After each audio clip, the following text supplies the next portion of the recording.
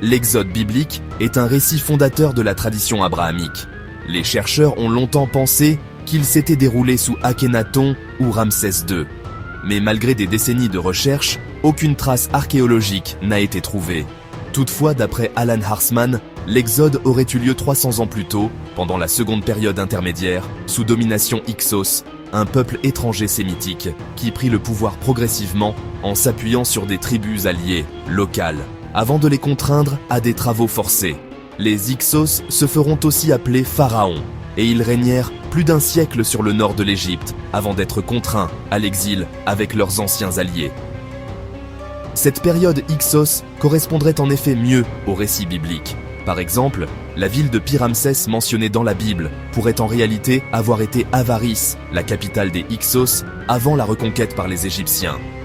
Ces constructions et fortifications en briques correspondent bien aux travaux forcés imposés aux Hébreux par le pharaon local, tels qu'ils sont décrits dans les textes bibliques. Quant au massacre des innocents, un épisode choquant de la Bible, il serait plus plausible sous les Hyksos, réputés pour leur culte de Baal et leurs pratiques sacrificielles. Il en est de même pour l'exil de Moïse.